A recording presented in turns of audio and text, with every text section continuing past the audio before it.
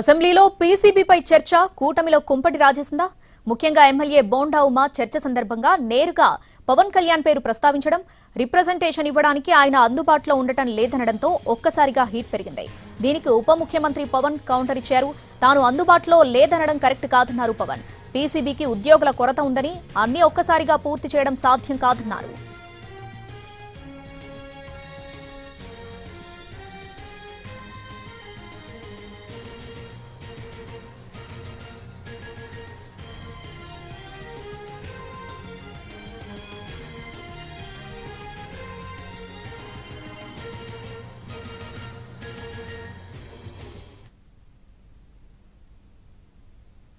అసెంబ్లీలో TDP MLA bonda Uma వ్యాఖ్యలు political తుఫాన్ సృష్టించాయి. ముఖ్యంగా ప్లాస్టిక్ కాలుష్యంపై ప్రశ్నోత్తరాల సమయంలో వివాదం తలెత్తింది. పీసీబీ చైర్మన్ పి కృష్ణయ్యపై బోండా ఉమా తీవ్ర ఆరోపణలు చేశారు. అంతేకాదు డిప్యూటీ సీఎం పవన్ పేరును ప్రస్తావించారు. పీసీసీ పనిచేయడం లేదని, ఏమైనా రిప్రజెంటేషన్ ఇవ్వాలంటే చైర్మన్ డిప్యూటీ సీఎం పేరు చెబుతున్నారని పవన్ టార్గెట్ గా ఉమా కామెంట్ చేశారు. ఎమ్మెల్యేలు గెలిపిస్తేనే చైర్మన్ కుర్చీలో కూర్చున్నారన్నారు ఉమా.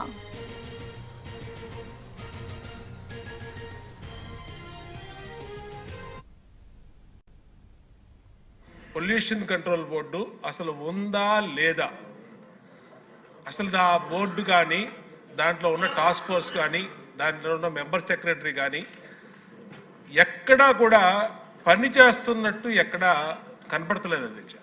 ఏదన్నా పని మీద వెళ్తే డిప్యూటీ సీఎం గారి పేరు చెప్తున్నారు అధ్యక్ష. ఆయన చేయొద్దన్నారు, ఆయన ఆఫీస్ నుంచి చెప్పాలి, ఆయన మాట్లాడాలి, ఆయన వెళ్తే కలవట్లేదు అని డైరెక్ట్గా చైర్మన్ గారు చెప్తారు అధ్యక్ష. చాలా నిర్లక్ష్యంగా పొల్యూషన్ కంట్రోల్ బోర్డు అసలు ఉందా లేదా, అసలు ఆ బోర్డు కానీ దాంట్లో ఉన్న టాస్క్ ఫోర్స్ కానీ దాంట్లో ఉన్న మెంబర్ సెక్రటరీ కానీ ఎక్కడా కూడా పని చేస్తున్నట్టు ఎక్కడా కనపడతలేదు అధ్యక్ష. ఏదన్నా పని మీద వెళ్తే డిప్యూటీ సీఎం గారి పేరు చెప్తున్నారు అధ్యక్ష. ఆయన చేయొద్దన్నారు, ఆయన ఆఫీస్ నుంచి చెప్పాలి, ఆయన మాట్లాడాలి, ఆయన వెళ్తే కలవట్లేదు అని డైరెక్ట్గా చైర్మన్. బోండా వ్యాఖ్యలపై పవన్ కళ్యాణ్ అసెంబ్లీలోనే సమాధానమిచ్చారు. తాను అందుబాటులో ఉండడం లేదన్నది కరెక్ట్ కాదన్నారు. ఒక్క రామ్కీపై చర్యలు తీసుకుంటే ఇలాంటివి చాలా ఉన్నాయన్నారు. అవన్నీ మూతపడే ప్రమాదం ఉందని, ఫలితంగా చాలా కుటుంబాలకు ఉపాధి పోతుందన్నారు Pawan. Board is very limited ఉంది, మనకి చాలా మంది ఇంకా హైర్ చేయాల్సి ఉంది. గత ప్రభుత్వం కూడా నియమించాల్సిన సభ్యులను నియమించింది, కావాల్సిన సిబ్బందిని నియమించింది. Pollution control board is real. నేను ప్రాక్టికల్గా గౌరవ శాసనసభ్యులు బొండా ఉమామహేశ్వర గారు చెప్పిన దానికంటే వారికంటే ముందే నేను చాలా లోతుగా దీని మీద అధ్యయనం చేశాను అధ్యక్ష. చేసినప్పుడు ఒక షార్టేజ్ ఏముందంటే ఎంప్లాయీ షార్టేజ్ చాలా ఉంది. ఎంప్లాయ్మెంట్ చాలామంది ఒక ఎంప్లాయ్మెంట్ ఇంత కావాలంటే దాంట్లో దాదాపు ఒక 2/3 లేదు అధ్యక్ష. వాళ్ళు ఉన్న డిమాండ్కి, పెరుగుతున్న గ్రోత్కి దాని తగ్గ మానిటరింగ్ చేయడానికి లేరు ఒక మనుషులు. అలాగే దీంట్లో అవకతవకలు ఉన్నాయా అంటే గౌరవ శాసనసభ్యులు చెప్పినట్టుగా ఫస్ట్ పని చేయాల్సిన ఎవరు అధ్యక్ష? అర్బన్ బాడీస్ పనిచేయాలి, మున్సిపాలిటీస్ పనిచేయాలి. Everything you cannot completely direct. కాలుష్యాన్ని అరికట్టడంలో పీసీసీ విఫలమైందని బోండా ఉమా ఆరోపించారు. ముఖ్యంగా రామ్కీ పరిశ్రమ నుంచి వ్యర్థాలు నేరుగా సముద్రంలోకి వెళ్తున్నాయని ఆరోపించారు బోండా ఉమా. వైసీపీ ఎంపీ అయోధ్య రామిరెడ్డి ప్రభావం పీసీబీపై ఉందా అని ప్రశ్నించారు. ఇప్పటికైనా పవన్ పీసీబీ సక్రమంగా పనిచేసేలా ఆదేశాలివ్వాలన్నారు. ఇక్కడే ఉన్నారు కృష్ణయ్య గారు, చైర్మన్ గారు. పెద్ద పెద్ద వాళ్ళందరినీ కూడా వాళ్ళు మరి ఏం ఇన్ఫ్లుయెన్స్ గురవుతున్నారో తెలియట్లు కానీ రామ్కీ పరిశ్రమ అధ్యక్ష ఈ పొల్యూషన్ దాంట్లో ఆయన కూడా వెళ్ళి విశాఖపట్నంలో ఇన్స్పెక్షన్ చేసి వచ్చారు. ఆయనే చెప్పారు ఆయన నోటెమట చాలా పొల్యూషన్ని డైరెక్ట్గా సముద్రంలోకి వాళ్ళు ఇండస్ట్రియల్ వ్యర్థాలని, ఈ ఫార్మాస్యూటికల్ వ్యర్థాలని వదిలేశారని చెప్పారు. అలాగే గౌరవ ముఖ్యమంత్రి గారు కూడా దాని మీద స్పష్టమైన ఆదేశాలు ఇచ్చారు, అలాంటి వాటి మీద చర్య తీసుకోండి అని. దాని మీద చర్య తీసుకోరు అధ్యక్ష.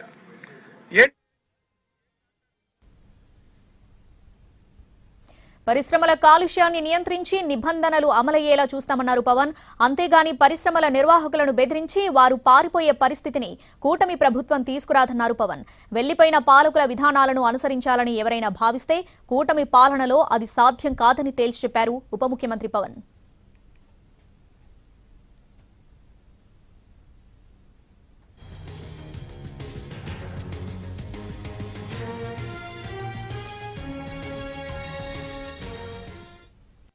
ఎందుకు ఒక రోజు ప్రత్యేకించి దీని మీద మీరు చర్చ పెట్టాలి ఎందుకన్నానంటే ఇలాంటి గౌరవ సభ్యులు లేవనెత్తింది ఒక దాన్ని ఖచ్చితంగా పరిశీలించాల్సిన అంశం. కానీ మీరు intention should be Nobel and pure. మీరు ఇంటెన్షన్ డోంట్ టార్గెట్ ఓన్లీ ఈ అయోధ్య రామ్కి ఏముందంటే ఒక పరిశ్రమ చేస్తే మళ్ళీ గత ప్రభుత్వంలో అయిపోతాం. ముఖ్యమంత్రి గారి ఇంటెన్షన్ కూడా అది కాదు.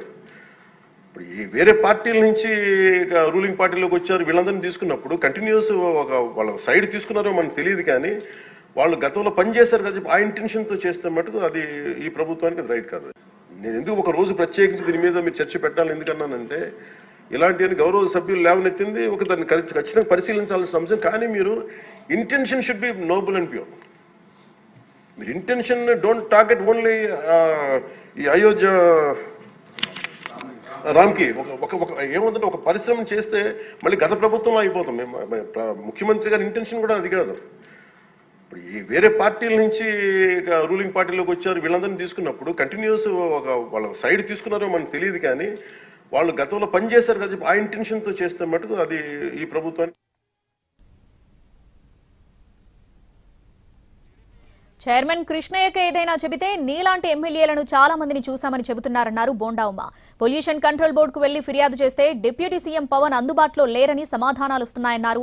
రామ్కీతో పాటు ఇతర పరిశ్రమలపై ఫిర్యాదులను పక్కన పడేశారన్నారు.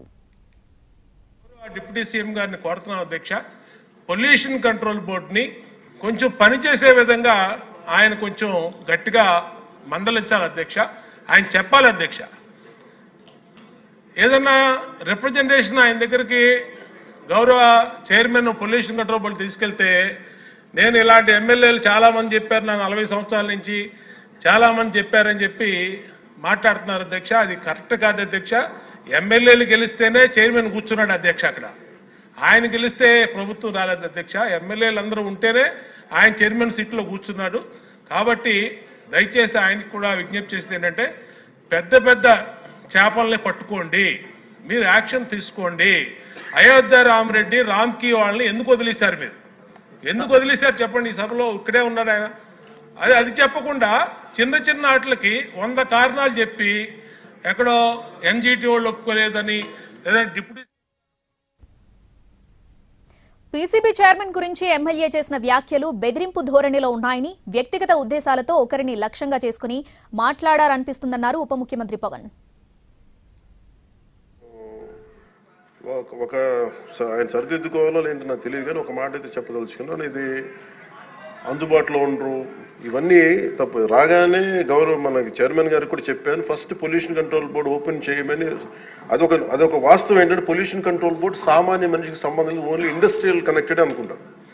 ఇది ఫస్ట్ టైం కృష్ణయ్య గారు వచ్చాక వారికి తెలియజేసిన హీ హ్యాస్ ఓపెన్ ఇట్. ఎవరైనా సరే ఎనీ ఆఫీస్కి వెళ్ళిపోయి మీరు పొల్యూషన్ కంట్రోల్ బోర్డు ఆఫీస్కి వెళ్తే మీకు అది ఓపెన్గా ఉంటుంది. దానికి నేను బాధ్యత తీసుకున్న తర్వాత మొట్టమొదటి చేసిన అధ్యక్ష. కాబట్టి దీని మీద అవగాహన కల్పించాలి. అసలు వెళ్తే కొంత సమాధానం, ఎందుకంటే first of all there is extensive employment shortage ఉంది. దానికి అదొక మేజర్ సమస్య. ప్రపంచం మొత్తం మీద ఇది ఒక భారతదేశం లేదు, ప్రపంచం మొత్తం మీద I'm very deep committed environmentalist అధ్యక్ష.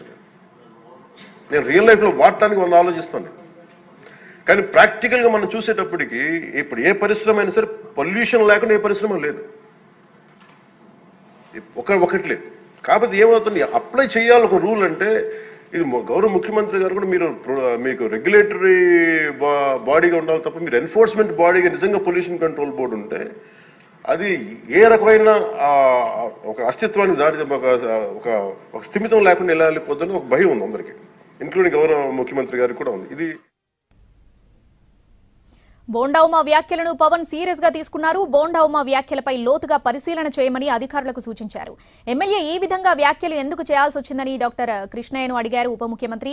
ఏడాది ఫిబ్రవరిలో క్రైప్స్ బయోకెమికల్స్ అండ్ ఇండస్ట్రీస్ గురించి ఫిర్యాదు చేశారని, ఆ ఫిర్యాదు ఆధారంగా పీసీబీ విచారణ చేపట్టి చర్యలు చేపట్టడం, తదనంతర పరిణామాలపై వివరణ కూడా ఇచ్చామన్నారు. దీనికి సంబంధించి అంశాలను సమగ్ర నివేదిక రూపంలో ఇవ్వాలని సీఎం చంద్రబాబు దృష్టికి తీసుకెళ్తామన్నారు.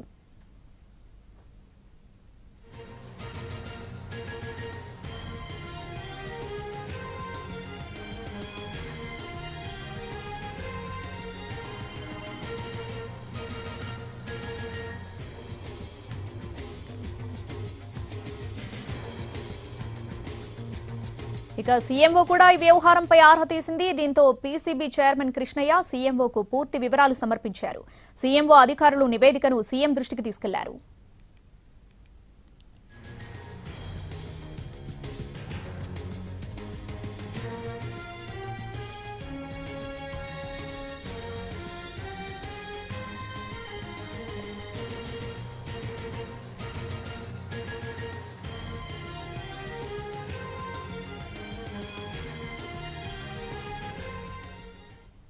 రైట్, నిన్న అసెంబ్లీలో పీసీబీపై చర్చ సందర్భంగా బోండా ఉమ చేసిన వ్యాఖ్యలు పొలిటికల్ హీట్ రేపాయి. దీనికి సంబంధించి అనాలిసిస్ అందించడానికి మా ప్రతినిధులు విజయవాడ నుండి ప్రసన్న, అలాగే అమరావతి నుండి వినయ్ ఉన్నారు. ముందుగా ప్రసన్న దగ్గరికి వెళ్దాం. ప్రసన్న, నిన్న బోండా ఉమ చేసిన వ్యాఖ్యలు మొత్తం పవన్ టార్గెట్ గానే మాట్లాడినట్టుగా కనిపిస్తుంది.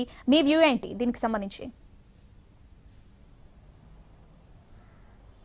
అంటే యాక్చువల్గా అసెంబ్లీ సమావేశాలు జరిగినప్పుడు ఎమ్మెల్యేలు ప్రశ్నలు వేస్తుంటారు. ఎమ్మెల్యేలు వేసిన ప్రశ్నలకు సహజంగానే మంత్రులు సమాధానం చెప్తూ ఉంటారు. ఒకసారి సాటిస్ఫై అవ్వకపోతే కనుక రెండోసారి రిపీటెడ్గా అడుగుతున్న పరిస్థితి కనిపించింది. ఈసారి సెషన్లో మనం కొంచెం అంటే కూటమి ప్రభుత్వం అధికారంలోకి వచ్చిన తర్వాత 164 సీట్లు ఉన్నాయి. వైసీపీ అలాగే అసెంబ్లీకి రాని పరిస్థితి మనకి కనిపిస్తుంది. ఎమ్మెల్యేలు ఎక్కువగా క్వశ్చన్ అవర్స్లో మంత్రులకు ఇచ్చే సమాధానాలకు పెద్దగా సాటిస్ఫై అవుతున్న పరిస్థితి కనిపించట్లేదు. చాలా సందర్భాల్లో 1-2 సార్లు ఎక్కువే అడుగుతున్నారు. గోరంట్ల బుచ్చి చౌదరి కావచ్చు, కోన రవికుమార్ కావచ్చు, దూళ్ళపల్లి నరేంద్ర కావచ్చు, ఇంకా ఇతర సభ్యులు ఎవరైనా కూడా వాళ్ళకి తగిన ఆన్సర్ కాకపోతే, నిన్నే డిజిటల్ కార్పొరేషన్కి సంబంధించి ఎలా జరిగింది, మొన్న టిట్కో ఇళ్లకు సంబంధించి జరిగింది. ఇక ఈ ఎపిసోడ్లో ప్రస్తుతం మనం చూసుకుంటే కనుక పొల్యూషన్ కంట్రోల్ బోర్డు నిన్న ప్లాస్టిక్ కాలుష్యం మీద ప్రధానంగా అసెంబ్లీలో చర్చ జరుగుతుంది. అసెంబ్లీలో క్వశ్చన్ అవర్లో ప్లాస్టిక్ కాలుష్యం మీద అప్పటికే పవన్ కళ్యాణ్ కొద్దిసేపు మాట్లాడారు. సెక్రటేరియట్లో కానీ మిగిలిన చోట్ల కానీ ప్లాస్టిక్ని పూర్తిగా నిషేధించి గాజు సీసాలు తెస్తున్నాం, ప్రజలకు ఎలాంటి ఇబ్బంది లేదు, ఇదే పరిస్థితి కొనసాగితే భవిష్యత్తులో మాస్కులు పెట్టుకుని తిరగాలి, ప్లాస్టిక్ కాలుష్యం అంత దారుణంగా ఉంటుందని చెప్పడం జరిగింది. అయితే ఇందులో అనుబంధ ప్రశ్నగా bonda Uma pollution control board chairman కి సంబంధించి వ్యాఖ్యానించడం కూడా జరిగింది. ఇందాక మీరు చెప్పినట్టుగానే పొల్యూషన్ కంట్రోల్ బోర్డు చైర్మన్ సరిగా స్పందించట్లేదు. ఆయన దగ్గరికి కొన్ని ఫ్యాక్టరీస్ కు సంబంధించి కాలుష్యం ఎక్కువైపోతుంది. ఈ విజయవాడ చిలకలూరుపేట చుట్టుపక్కల ఏరియాలో క్రైస్ట్ కు సంబంధించి కానీ లేకపోతే రామ్కే ఇండస్ట్రీస్ కి సంబంధించి కానీ కొన్ని చెప్పినా కూడా పట్టించుకోని పరిస్థితి. చైర్మన్ పట్టించుకోవడమే కాకుండా ఆయన ఏదైనా అడిగితే డిప్యూటీ సీఎం పవన్ కళ్యాణ్ అందుబాటులో లేరని చెప్తూ ఉన్నారు. డిప్యూటీ సీఎం పవన్ కళ్యాణ్ అందుబాటులో లేకపోతే మేము ముందుకెళ్లే పరిస్థితి లేదు, మీలాంటి ఎమ్మెల్యేలని దశాబ్దాలుగా ఎంతో మందిని చూసాం, ఇదేం కొత్త విషయం కాదు అని చెప్పారని బోండా ఉమ అసెంబ్లీలో చెప్పారు. దీని మీద పవన్ కళ్యాణ్ కూడా సీరియస్ గానే స్పందించిన పరిస్థితి. అందుబాటులో లేదు అనడం కరెక్ట్ కాదు. పొల్యూషన్ కంట్రోల్ బోర్డు ప్రజలతో సంబంధం కాదు, సంస్థలతో సంబంధం ఉండి అది యాక్టివ్ అయింది. నేను వచ్చిన తర్వాత మరింత యాక్టివ్ గా పనిచేస్తున్న పరిస్థితి ఉందని కూడా పవన్ కళ్యాణ్ చెప్పడం జరిగింది. ఓవరాల్ గా ఈ ఎపిసోడ్ కనుక చూసుకుంటే జనరల్ గా కూటమిలో టీడీపీ, జనసేన, బీజేపీ 3 పార్టీలు ఉన్నాయి. అక్కడక్కడ అసెంబ్లీలో ఒకరి మీద ఒకళ్ళు కొన్ని క్వశ్చన్ అవర్ లో విభేదాలు రావచ్చు, లేకపోతే బయట కూడా కార్యకర్తల రూపంలో విభేదాలు రావచ్చు. కానీ ఇప్పుడు డైరెక్ట్ గా డిప్యూటీ సీఎం మాట్లాడినప్పుడు డిప్యూటీ సీఎం అందుబాటులో లేరు అని వ్యాఖ్యలు చేయటం, అదేవిధంగా పొల్యూషన్ కంట్రోల్ బోర్డు సరిగా పనిచేయట్లేదు, పొల్యూషన్ కంట్రోల్ బోర్డు చైర్మన్ స్పందించట్లేదు అని చెప్పడం కూడా తీవ్ర చర్చనీయాంశంగా మారడమే కాకుండా పొలిటికల్ గా కొంత హాట్ టాపిక్ అయిన పరిస్థితి అయితే ప్రస్తుతం మనకి కనిపిస్తుంది. బోండా ఉమ చేసిన వ్యాఖ్యలు కావచ్చు, లేకపోతే దానికి పవన్ కళ్యాణ్ ఇచ్చిన రిప్లై కావచ్చు. జనరల్ గా పవన్ కళ్యాణ్ తన శాఖకు సంబంధించి ఒక పట్టు సాధించారు, రివ్యూలు కూడా ఎప్పటికప్పుడు చేస్తూనే ఉన్నారు. కాలుష్యానికి సంబంధించి ప్లాస్టిక్ కాలుష్యం ఎక్కువగా ఉందని మాట్లాడారు. కానీ పవన్ కళ్యాణ్ ఒక మాట చెప్పారు, బోండా ఉమ వ్యాఖ్యలు కొంత బెదిరింపు ధోరణిలో ఉన్నాయి, అసలు ఈ పరిస్థితి ఎందుకు వచ్చింది, కృష్ణయ్యని అడిగి మిగిలిన వివరాలు కనుక్కోండి, అవసరమైతే నేను సీఎం చంద్రబాబు దృష్టికి కూడా తీసుకెళ్తాను, సీఎంఓ దీని మీద విచారణ చేస్తుందని కూడా చెప్పారు. కొద్దిసేపటి క్రితమే ప్రస్తుతం మనం బోండా ఉమ నివాసం దగ్గర ఉన్న కొద్దిసేపటి క్రితమే ఆయన బోండా ఉమని ఇదే సబ్జెక్ట్ కూడా మనం అడగడం జరిగింది. అయితే ఆయన మీడియాతో మాట్లాడడానికి కొంత నిరాకరించారు. నేను చెప్పాల్సిందంతా నేను అసెంబ్లీలో చెప్పాను, ఇప్పుడు కొత్తగా మాట్లాడడానికి ఏమీ లేదు, ఒకవేళ విచారణ చేయాలనుకుంటే చేసుకోవచ్చు, అభ్యంతరం ఏమీ లేదని వ్యాఖ్యలు కూడా బోండా ఉమ చేశారు. అయినప్పటికీ కూడా ఓవరాల్గా ఈ ఎపిసోడ్ ఇంట్రెస్టింగ్గా మారడానికి కారణం ఏంటంటే కూటమిలో ఉన్న ఒకే పార్టీలు కలిసి పోటీ చేసిన పార్టీలు ఈ క్వశ్చన్కి సమాధానం చెప్పే వరకు ఓకే, కానీ పవన్ కళ్యాణ్ అందుబాటులో లేరు అని మాట్లాడటం, సంబంధిత శాఖ చైర్మన్ పవన్ కళ్యాణ్ అందుబాటులో లేరని చెప్పారని బోండా ఉమా చెప్పడం, పొల్యూషన్ కంట్రోల్ బోర్డు ఎవరి ఇన్ఫ్లుయెన్స్తో పనిచేస్తుందో, అంటే ఏదైనా ఇతరత్ర నిధులు సొమ్ములు తీసుకుని పనిచేస్తుందా, ఎవరైనా ఇన్ఫ్లుయెన్స్ చేస్తున్నారా, పవన్ కళ్యాణ్ చెప్పినా కూడా పొల్యూషన్ కంట్రోల్ బోర్డు యాక్టివ్ కావట్లేదా, ఈ విషయాలన్నీ కూడా జనరల్గా బోండా ఉమా లేవనెత్తడం జరిగింది. కాబట్టి దీని మీద డీటెయిల్గానే సీఎం విచారణ చేసే అవకాశం ఉంటుంది. జనరల్గా ప్రజలకు ఉపయోగపడేలాగా క్వశ్చన్ ఉండి అదే ప్రజలకు ఉపయోగపడేలాగా ఆన్సర్ ఉంటే పర్వాలా, ఎందుకంటే కొన్ని సందర్భాల్లో ఎమ్మెల్యేలు సీనియర్ ఎమ్మెల్యేలు సాటిస్ఫై అవ్వట్లేదు, ఎందుకంటే ప్రజలకు కొన్ని టిట్కోయిళ్లు ప్రజలకు కావాలి, కానీ అవి ఇవ్వని పరిస్థితి. నిన్న ఫోర్టిఫైడ్ రైస్ గురించి డిస్కషన్ జరిగింది, అవి కూడా ప్రజలకు అవసరం, లోకల్గా ఉన్న పరిశ్రమలకు అవసరం. అట్ ద సేమ్ టైం ఇదే యాంగిల్లో పొల్యూషన్ కంట్రోల్ బోర్డు వల్ల కూడా ప్రజలకి కాలుష్యం ఎక్కువ ఇబ్బందులు పడతారు. కానీ అదే యాంగిల్ కాకుండా పవన్ కళ్యాణ్ అందుబాటులో లేరు, ఎవరు ఇన్ఫ్లుయెన్స్ పొల్యూషన్ కంట్రోల్ బోర్డు మీద పనిచేస్తుందని చెప్పడం కొంచెం సీరియస్గా దీని వెనక ఏమైనా వేరే యాంగిల్ ఏమైనా ఉందని చర్చ కూడా జనరల్గా జరుగుతుంది. బోండా ఉమా అనుబంధ ప్రశ్నలు కావచ్చు, లేకపోతే పొల్యూషన్ కంట్రోల్ బోర్డు స్పందన కావచ్చు, వీటన్నిటి మీద కూడా డీటెయిల్గా విచారణ జరిగి లోతుగా విచారణ చేయాలని పవన్ కళ్యాణ్ చెప్పారు. కాబట్టి ఆ విచారణ జరిగిన తర్వాత మరింత డీటెయిల్గా కూడా ఈ అంశాలు బయటకు వచ్చే అవకాశం కనిపిస్తోంది. ఏదేమైనా ఇది తప్పనిసరిగా ఒక కీలక పరిణామంగా, ఒక హాట్ టాపిక్ గా చెప్పుకోవచ్చు. ఎందుకంటే డిప్యూటీ సీఎం రేంజ్ లో సమాధానాలు ఇచ్చుకుంటూ శాఖ మీద పట్టు సంపాదించుకుంటూ ముందుకెళ్తున్న పరిస్థితి. పవన్ కళ్యాణ్ ని టార్గెట్ చేసే విధంగా ఒక ఎమ్మెల్యే వ్యాఖ్యలు ఉన్నాయని చర్చ కూడా సహజంగానే జనంలో జరుగుతుంది. సోషల్ మీడియాలో కూడా దీని మీద విస్తృతంగా చర్చ జరుగుతుంది. కాబట్టి మరి ఫర్దర్ గా దీన్ని కంటిన్యూటీ ఏ రకంగా ఉంటుంది, జనసేన టీడీపీకి మధ్య రియాక్షన్స్ సోషల్ మీడియాలో కానీ బయట కానీ ఏ రకంగా ఉండబోతున్నాయి, పవన్ కళ్యాణ్ నిజంగానే డీటెయిల్డ్ గా విచారణ చేయించి పొల్యూషన్ కంట్రోల్ బోర్డు ఎవరి ఇన్ఫ్లుయెన్స్ లో ఉంది, నిజంగానే వాళ్ళ మీద కంప్లైంట్ వచ్చినా యాక్టివ్ గా లేదా, నిజంగా కంప్లైంట్ వచ్చి వేరే యాంగిల్స్ లో యాక్టివ్ గా లేకపోతే అది కూడా ప్రజలకు ఇబ్బంది పడే యాంగిలే. కాబట్టి దాని మీద కూడా కొన్ని డీటెయిల్ గా చర్యలు తీసుకునే అవకాశం ఉంది. మొత్తానికి ఈ ఎపిసోడ్ అంతా సీఎం చంద్రబాబు దృష్టికి కూడా తీసుకెళ్తానని పవన్ కళ్యాణ్ చెప్పారు. కాబట్టి ఎప్పుడు తీసుకెళ్తారు, దాని మీద సీఎం ఎంక్వైరీ ఏం చేస్తుంది, మళ్ళీ బోండా ఉమా తాను మాట్లాడిన మాటలకు కట్టుబడి ఉంటారా, ఇవాళ వచ్చిన రిపోర్ట్స్ ప్రకారం ఏంటంటే చర్యలు తీసుకోవడానికి మళ్ళీ వద్దులే అని చెప్పినట్టుగా తెలుస్తోంది. మొత్తానికి ఇప్పుడు కూడా ఆయన మాట్లాడితే కొంత క్లారిటీ వచ్చేది, కానీ నేను అసెంబ్లీలోనే మాట్లాడాను అన్నారు. కాబట్టి కరెక్ట్గా ఆయన అసెంబ్లీలో మాట్లాడిన రికార్డ్సే చూసుకుంటే కనుక పొల్యూషన్ కంట్రోల్ బోర్డు పనిచేయట్లేదు, చైర్మన్ స్పందించట్లేదు, పవన్ కళ్యాణ్ అందుబాటులో ఉండట్లేదు, పొల్యూషన్ కంట్రోల్ బోర్డు ఎవరి ఇన్ఫ్లుయెన్స్ తోనే పనిచేస్తోంది, ఈ 4 అంశాలు ఆయన డీటెయిల్ గా చెప్పారు. అదే మాటలో కట్టుబడి ఉన్నారని ఇప్పుడు కూడా చెప్పారు. కాబట్టి ఫర్దర్ గా సీఎంఓ దీని మీద ఏ రకంగా విచారణ చేస్తుంది, విచారణ చేసిన తర్వాత ఏ అంశాలు బయటకు వచ్చే అవకాశం ఉంది అనేది కూడా మనం చూడాల్సి ఉంది. శ్రావణి, ప్రసన్న, పవన్ కళ్యాణ్ క్వశ్చన్ చేస్తూనే పీసీబీపై వైసీపీ ఎంపీ అయోధ్య రామిరెడ్డి ప్రభావం ఉంది అంటూ ఆయన మాట్లాడడం జరిగింది. అంటే జనరల్ గా అసెంబ్లీలో ప్రతిపక్షం నుండి ఇలాంటి క్వశ్చన్స్ మనం చూస్తూ ఉంటాం, కానీ కూటమి నుండే ఇట్లాంటి క్వశ్చన్స్ ఎదురవడం మనం ఏ విధంగా చూడాలి?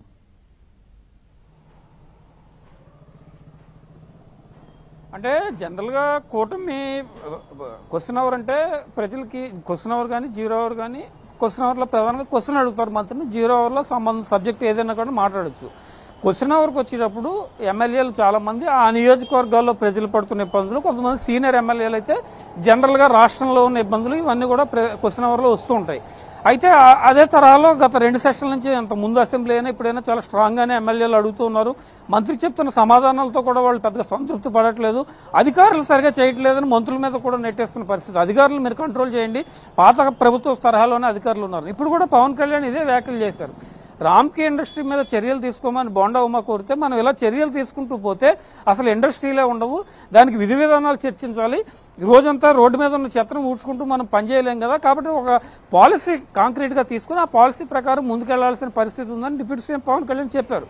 చాలా స్పష్టంగానే క్లియర్ గానే ఉంది. అయితే ఇక్కడ పర్టికులర్ గా ఒక రామ్కీ ఇండస్ట్రీ మీద కంప్లైంట్ చేయడం, లేకపోతే క్రైమ్స్ ఇండస్ట్రీ మీద కంప్లైంట్ చేయడం, వాళ్ళ వల్ల పొల్యూషన్ ఆటంకం కలుగుతుంది, పొల్యూషన్ ఎక్కువగా రావడం వల్ల ప్రజలకు ఇబ్బంది కలుగుతుందని చెప్పారు. కాబట్టి జనరల్ గా కూటమి నుంచి క్వశ్చన్స్ వస్తూ ఉంటాయి, కానీ ఇది ఒక రకమైన ఇంటెన్షన్స్ తో ఏమైనా బోండా ఉమా ఈ రకంగా వ్యాఖ్యానించారా?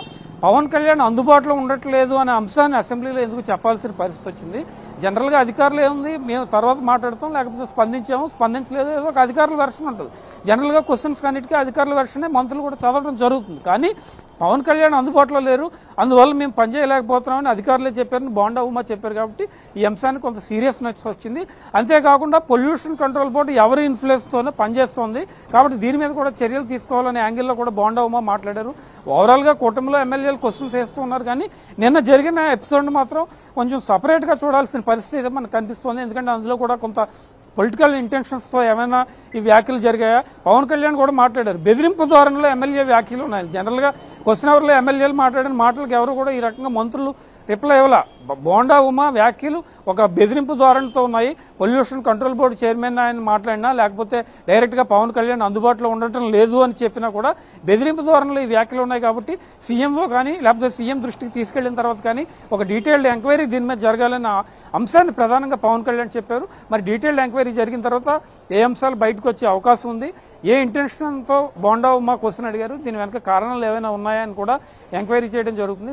యాక్చువల్ గా పరిశ్రమల నుంచి పొల్యూషన్ వస్తుంది, నిజంగానే ప్రజలు ఇబ్బంది పడుతున్న పరిస్థితి, దాని మీద దృష్టి పెట్టాలి. కానీ ఇక్కడ పర్టికులర్ గా ఒక రామ్కీ ఇండస్ట్రీనో లేకపోతే ఒక క్రైస్ ఇండస్ట్రీనో యాంగిల్లో తీసుకుని దీనికి సంబంధించి చర్చ జరగడం అనేది కొంచెం ఇంట్రెస్టింగ్ సబ్జెక్ట్ గా ఒక కీలక పరిణామంగా మారుతుందని మనం చెప్పుకోవచ్చు. Right Prasanna, thanks for the updates.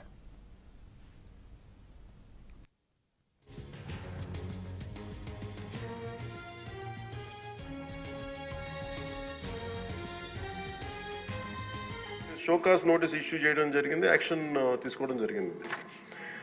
అలాగే చాలా వ్యర్థాలు వదిలేస్తున్నారు ఇవన్నీ. అంటే ఒక ప్రాబ్లం ఏముందంటే, ఏదన్నా సరే స్ట్రిక్ట్ యాక్షన్ తీసుకోవాలి అంటే ఎన్ని ఇండస్ట్రీస్ మూతపడిపోతే మనకు తెలియదు. అది ఇప్పుడు మీకు ఇందాక నేను ఎందుకు ప్రస్తావించానంటే, ఉదాహరణకి ఫ్లెక్సీస్. ఇప్పుడు ఫ్లెక్సీలని వెంటనే మనందరికీ తెలుసు, ఫ్లెక్సీస్ మైక్రో లెవెల్ డిస్ట్రిబ్యూట్ అయిపోయి భూమిలోకి ఇంకిపోతున్నాయి, నీళ్ళలోకి వెళ్ళిపోతున్నాయి, గాల్లో కలిసిపోతున్నాయి, ఆ తిరిగి తల్లి గర్భంలోకి వెళ్ళిపోతుంది, ఇవన్నీ తెలిసిందే. కానీ ఏదైనా వెంటనే బ్యాన్ చేద్దామంటే it has become an employment source for many people. కొన్ని కుటుంబాలు రోడ్డు మీద పడిపోతాయి. సో దీనికి ఏం చేయాలి? దీనికి చాలా సహజ క్రమంలో తీసుకురావాలి, ఒక మార్పు పట్టుకురావాలి. చాలా సహజ క్రమంలో కొంత అవగాహన కల్పించాలి, వారికి కొంత తెలియజేయాలి.